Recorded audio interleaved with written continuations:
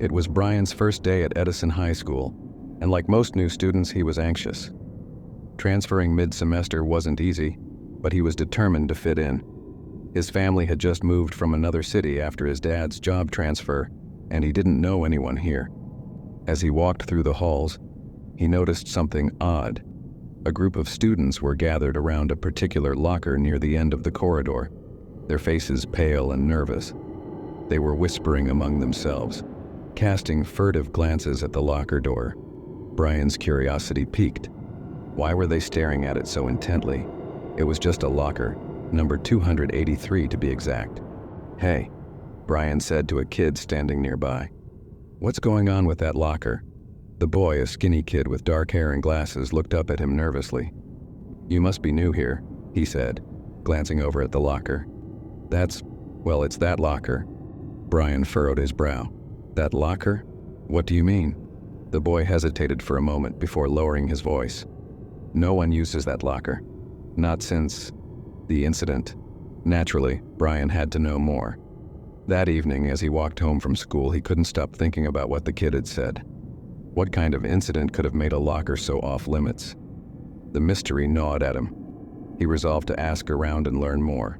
The next day, he made a point of talking to the boy again, whose name, as it turned out, was Josh, and pushed him for more details. After some reluctance, Josh told him the story. It had happened 2 years ago. A student named Emma, popular, smart, and well-liked by everyone, had disappeared, vanished without a trace, and no one had ever figured out what happened to her. Emma had been assigned to locker 283. The police searched her locker after she went missing. Josh explained, his voice barely above a whisper. But they didn't find anything unusual. No clues, no evidence, nothing. It was like she had just vanished. But after that, weird stuff started happening around the locker. Brian felt a shiver run down his spine. Like what? People said they could hear things from inside, like scratching or whispers late at night. A couple of kids tried opening it, but it wouldn't budge. Even the janitors couldn't get it open. The school eventually just left it sealed, and no one's used it since.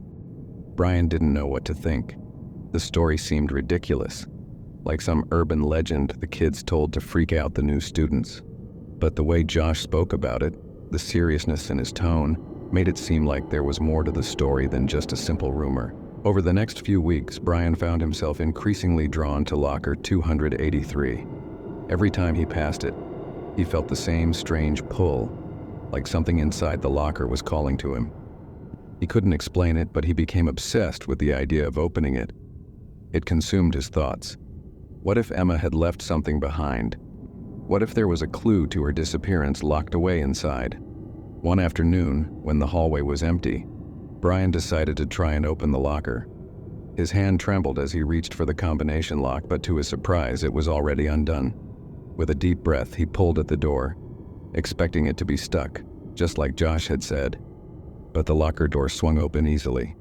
Inside, there was nothing, just an empty metal box like any other. Brian's heart sank with disappointment. He had been expecting something more.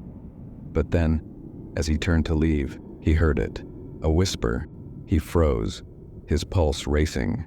The whisper was faint, but it was unmistakable. It seemed to be coming from behind him. He slowly turned back to the locker, his heart pounding in his chest. The whispering continued, growing louder, more insistent. It was like a chorus of voices, each one overlapping the other, calling out to him.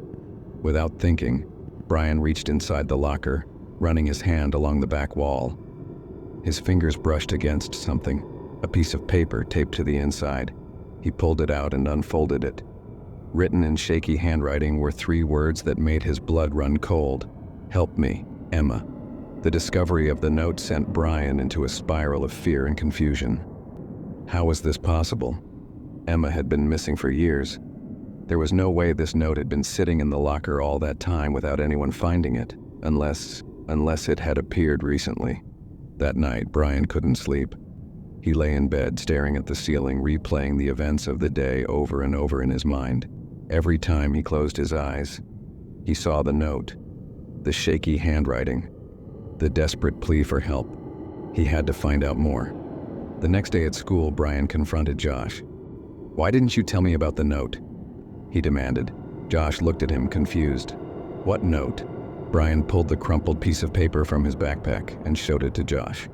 The color drained from his face as he read the message. "Where did you get this?" Josh asked, his voice barely a whisper. "From the locker," Brian replied. "It was taped inside." Josh shook his head. "That's not possible. I've seen inside that locker before. There was no note." "Brian, this doesn't make sense." But it made sense to Brian. He knew now that Emma hadn't just disappeared. Something had happened to her, something connected to that locker. And whatever it was still there, lurking in the shadows, waiting for someone to find it. From that day on, strange things began happening to Brian. At night, he would hear whispers, soft, indistinct voices that seemed to come from all around him. His dreams were filled with dark, shadowy figures, their faces twisted in silent screams. Every time he passed locker 283, he felt a cold chill run down his spine, as if the air around it had grown colder. One night, as Brian lay in bed, he was suddenly jolted awake by the sound of footsteps in the hallway. His heart pounded in his chest as he listened, his mind racing. The footsteps were slow and deliberate, moving closer and closer to his bedroom door. He held his breath, frozen in fear. Then, the door creaked open. Standing in the doorway was a figure, a girl with long, dark hair and pale skin. Her eyes were hollow, her expression blank. Brian recognized her immediately. It was Emma. Brian wanted to scream, but his voice was caught in his throat. He could only watch in horror as Emma slowly stepped into the room, her movements jerky and unnatural, like a puppet being controlled by invisible strings. She stopped at the foot of his bed, her empty eyes locked onto his. For a moment, neither of them moved. Then, in a voice that sounded like it was coming from far away, Emma spoke. "You have to help me." Brian finally found his voice. What happened to you?" Emma's expression didn't change. "He took me. He's still here. In the school. Watching. Waiting." "Who?" Brian whispered, his heart pounding in his chest. "Who took you?" Before Emma could answer, her body suddenly jerked, her head snapping to the side as if she had been struck. She let out a blood-curdling scream, her voice echoing through the room. Then, just as suddenly as she had appeared, she was gone. Brian sat up in bed, gasping for breath, his body trembling. He knew now that whatever had happened to Emma, it wasn't over, and he was the next target. The next day, he returned to the school, determined to confront the evil that had taken Emma. He knew he had to end it once and for all. But as he approached locker 283, he felt a cold hand on his shoulder. He turned around, and there, standing behind him, was the figure of a man. The last thing Brian heard before everything went black was a voice whispering in his ear, "You should have stayed away." Linden High School had its fair share of legends, but the one that sent shivers down the spines of all the students involved the old school auditorium. It was a large, imposing room with towering ceilings, vintage stage lights, and thick velvet curtains that hadn't been changed in decades. The school held its assemblies and annual plays there, but when the lights dimmed and the students left, no one ever stayed behind. The story went that many years ago, during a school play, a terrible accident had occurred. A student had fallen from the catwalks high above the stage and tragically died. Since then, eerie sightings and strange occurrences had been reported by students and teachers alike. The rumor was that the auditorium was haunted by the ghost of that student. Kayla had heard the stories ever since she started high school. The seniors loved to tell them to scare the freshmen, and Kayla, like most, had shrugged it off as just another ghost story. That is, until she joined the drama club and found herself spending more and more time in the auditorium after hours, preparing for the upcoming school play. The first time she noticed something strange. It was just a whisper, a faint sound that seemed to come from the stage when no one else was around. She dismissed it as her imagination. But over the next few weeks, as rehearsals went later and later into the evening, the strange occurrences became impossible to ignore. It was a typical Friday afternoon, and Kayla was helping to set up the stage for the play. The rest of the cast and crew had gone home for the weekend, but she stayed behind to finish some last-minute tasks. As she adjusted the spotlight and stepped back to admire her work, she noticed something out of the corner of her eye. One of the old wooden chairs in the front row had moved. At first, she thought she was imagining it. She had been alone in the auditorium for over an hour, and there was no way the chair had been out of place when she started. She walked over to the chair, her heart pounding in her chest, and stared at it. It looked completely normal, but she was sure it had been in a different position just moments ago. She shook her head, trying to brush off the growing unease in her gut. It was an old chair after all. Maybe it had shifted on its own. But then she heard it again. The whisper. This time it was unmistakable. It came from the back of the auditorium, where the shadows seemed to cling to the walls like cobwebs. Kayla's breath caught in her throat as she strained to hear the words, but they were too faint, too muffled. "Is anyone there?" she called out, her voice echoing in the empty space. There was no response, just the eerie silence of the vast room. As the days passed, Kayla began to notice more strange things happening in the auditorium. During rehearsals, props would go missing only to turn up in odd places. Lights would flicker on and off without warning, even though the electrical system had been checked repeatedly. And then there were the voices. Those soft, disembodied whispers that seemed to come from nowhere and everywhere all at once. Kayla mentioned it to her friends in the drama club, but they just laughed it off. "You're letting the ghost stories get to you," one of them said. "This place is old. Of course it makes weird noises." But Kayla couldn't shake the feeling that something was watching her. She would catch glimpses of movement out of the corner of her eye, shadows that didn't belong to anyone, darting between the rows of seats. And every time she walked onto the stage, she felt a chill run down her spine, as if the air was colder there. One night, after an especially long rehearsal, Kayla stayed behind to clean up. She was alone again, the rest of the cast having left hours earlier. As she gathered up the props and costumes, she heard a soft creak from the catwalks above. She looked up, but there was nothing there. Suddenly, one of the stage lights flickered and went out, plunging the room into darkness. Kayla's heart raced as she fumbled for her phone, using the light from the screen to navigate her way off the stage. That's when she saw it. A figure, pale and translucent, standing in the middle of the auditorium. Kayla froze in place, her breath caught in her throat. The figure was barely visible, just a faint outline against the darkness. But there was no mistaking it. It was standing perfectly still, facing the stage, as if watching her. She blinked, and the figure was gone. Kayla stood there for what felt like an eternity, her heart pounding in her ears. She wanted to run, to scream, but her legs wouldn't move. The auditorium was silent, the air heavy with an oppressive stillness. Finally, she forced herself to take a step back, her eyes scanning the room for any sign of movement. But there was nothing. The figure had vanished as quickly as it had appeared. Kayla stumbled off the stage, her hands trembling as she grabbed her bag and bolted for the exit. She didn't stop running until she was outside, the cool night air hitting her like a slap to the face. She leaned against the side of the building, trying to catch her breath, her mind racing. What had she just seen? Was it real, or was her imagination playing tricks on her? She had heard the stories about the ghost in the auditorium, but she had never believed them. Not until now. Determined to find answers, Kayla started researching the history of the school and the auditorium. She went to the library, combing through old yearbooks and newspaper archives, hoping to find some mention of the student who had died in the accident. It didn't take long for her to find what she was looking for. In an old newspaper article from nearly 20 years ago, she found the story of a boy named Matthew Hayes. He had been a senior at Linden High, a talented actor, and a beloved member of the drama club.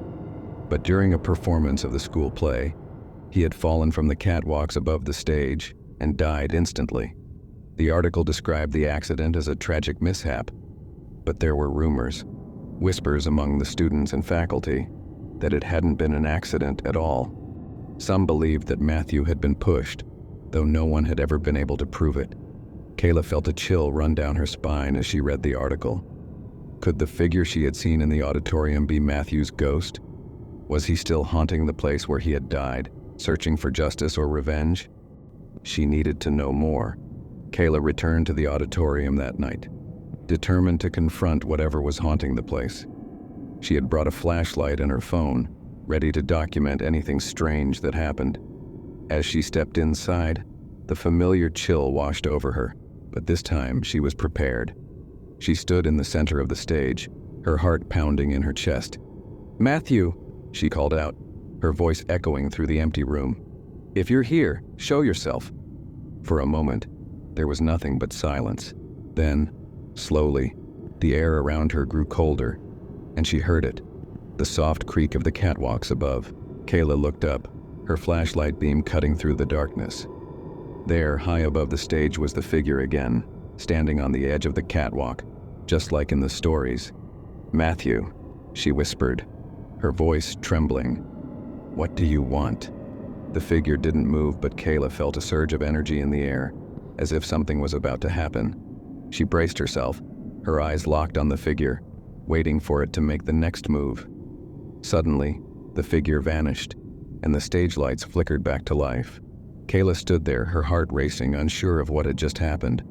But she knew one thing for sure: the haunting wasn't over. It was a cold, rainy Monday morning when Riverdale High School's principal announced to the students that their regular history teacher, Mr. Lawson, was taking a leave of absence. In his place, a substitute teacher would be handling the class for the next few weeks. The news didn't raise much concern. Students were always happy to get a break from Mr. Lawson's intense assignments. But when Mrs. Mackenzie walked into the classroom, something about her immediately felt off. She was tall and thin, with sharp features and piercing green eyes that seemed to see through you. Her voice was low and smooth, almost hypnotic, as she introduced herself to the class. "Good morning, students. My name is Mrs. Mackenzie. I'll be your substitute for the next few weeks," she said, her gaze sweeping over the room. "I hope we'll get along just fine." There was something unsettling in the way she said it, a coldness that made the hairs on the back of Kayla's neck stand on end. She glanced at her friend Jess, sitting next to her, but Jess didn't seem to notice anything strange. Maybe it was just her imagination, Kayla thought. After all, it was just a substitute teacher. What could go wrong? The first few days with Mrs. Mackenzie were uneventful, though Kayla couldn't shake the strange feeling that something was off about her. She rarely smiled, and when she did, it didn't reach her eyes. She would stare at students for uncomfortably long periods of time, her gaze intense and unwavering. Then, things started getting weirder. During a lesson on ancient civilizations, Mrs. Mackenzie began talking about human sacrifice in a way that was far too detailed and graphic for a high school history class. The way she described it sent chills down Kayla's spine, and she noticed that some of the other students were growing visibly uncomfortable as well. "She's a total creep," Jess whispered to Kayla as they left the classroom after one particularly disturbing lecture. "Did you hear the way she was talking about rituals? Like she was into it." Kayla nodded, feeling uneasy. It wasn't just the content of Mrs. Mackenzie's lessons that was strange. It was her behavior. She never seemed to blink, and her eyes followed students as they walked through the hallways. Whenever Kayla made eye contact with her, she felt like Mrs. Mackenzie was watching her closely, studying her every move. And then there were the rumors. Students started whispering about seeing Mrs. Mackenzie late at night, wandering around the school after hours. Some claimed they had seen her standing in the gym, staring at the bleachers in complete darkness. Others said they heard strange chanting coming from her classroom when no one else was around. Kayla didn't know what to believe, but the tension in the air was growing thicker with each passing day. One evening, Kayla stayed late after school to work on a history project with Jess and their friend Ethan. They were in the library, going over research materials, when Jess realized she had left her notebook in Mrs. Mackenzie's classroom. "I'll just run and grab it," Jess said, getting up from the table. "Be right back." Kayla and Ethan continued working, but after 10 minutes, Jess still hadn't returned.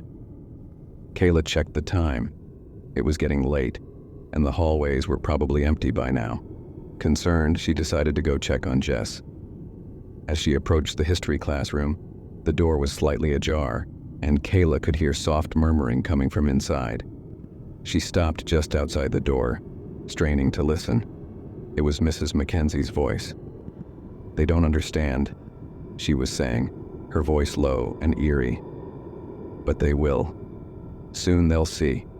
The ritual must be completed." Kayla's heart raced as she peeked through the crack in the door. Inside, she saw Mrs. Mackenzie standing at the front of the classroom, facing the blackboard. Jess was sitting at her desk, her back to the door, completely still. Kayla's breath caught in her throat. Something was wrong. Jess wasn't moving. Was she asleep? Hypnotized? Kayla didn't know what to do, but instinct told her to get out of there before Mrs. Mackenzie noticed her. Just as she turned to leave, the floor creaked beneath her foot. Mrs. Mackenzie's head snapped toward the door, her green eyes locking onto Kayla's in an instant. Kayla ran. Her heart pounded in her chest as she sprinted down the hallway, the echo of her footsteps bouncing off the walls. She didn't stop until she reached the library, where Ethan was still sitting, oblivious to the danger. "We need to go," Kayla gasped, grabbing his arm. "Now." Ethan looked up, confused. "What's going on? Where's Jess?" She's in Mrs. Mackenzie's classroom," Kayla stammered, her voice trembling. "Something's wrong with her. We have to get help." Without waiting for an explanation, Ethan followed Kayla out of the library. They ran to the principal's office, but it was empty. Everyone had already left for the day. Desperate, they decided to return to the classroom, hoping they could somehow get Jess out of there before it was too late. When they arrived, the classroom was empty. Jess was gone, and so was Mrs. Mackenzie. Kayla's mind raced. Where had they gone? What had Mrs. Mackenzie done to Jess? The eerie feeling that had been building up over the past few days was now a full-blown panic. Something dark and sinister was happening, and Kayla had no idea how to stop it. The next day, Jess was back in school, acting like nothing had happened.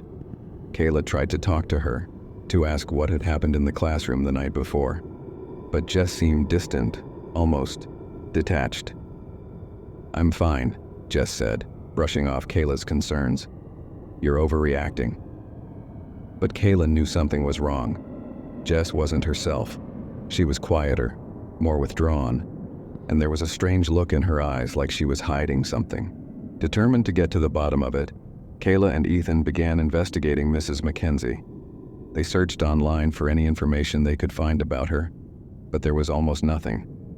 No social media profiles, no articles, no past employment records.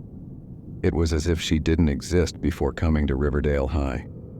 Then they stumbled upon an old newspaper article from a small town several states away. It was about a school teacher who had been fired after a series of bizarre incidents involving students.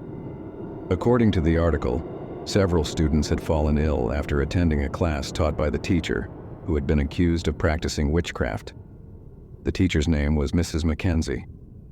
With this new information, Kayla and Ethan knew they had to act fast. Whatever Mrs. Mackenzie was planning, it was dangerous, and they had to stop her before it was too late. They decided to confront her after school, hoping they could catch her off guard. That afternoon, as the last bell rang and the students filed out of the building, Kayla and Ethan made their way to Mrs. Mackenzie's classroom. The door was closed, but they could hear the faint sound of chanting coming from inside. Kayla's heart raced as she pushed the door open. Inside, Mrs. Mackenzie was standing in the center of the room, her eyes closed, her hands raised as she chanted in a language neither of them could understand. Jess was sitting at her desk again, her eyes glazed over, staring blankly ahead. "Stop!" Kayla shouted, her voice shaking. Mrs. Mackenzie's eyes snapped open, and a slow, twisted smile spread across her face. "You shouldn't have come here," she said, her voice dripping with malice. Kayla stepped forward, her hands trembling. "What are you doing to Jess?" Mrs. Mackenzie laughed, a cold, hollow sound. "You wouldn't understand. This is bigger than you, bigger than any of you. The ritual must be completed." Ethan grabbed Kayla's arm. "We need to get out of here," he whispered urgently. But Kayla couldn't leave Jess behind. She stepped closer to Mrs. Mackenzie, her voice firm. Let her go. Now. For a moment, Mrs. Mackenzie simply stared at her, her green eyes gleaming with an unnatural light. Then, without warning, she lunged forward, her hand outstretched, aiming for Kayla's throat. But Kayla was faster. She grabbed a nearby chair and swung it with all her strength, knocking Mrs. Mackenzie to the ground. The chanting stopped, and Jess blinked, her eyes clearing as if waking from a dream. "Kayla," Jess whispered, her voice weak. Kayla rushed to her side, helping her to her feet. "Come on, we need to get out of here." As they fled the classroom, Kayla glanced back one last time. Mrs. Mackenzie was gone.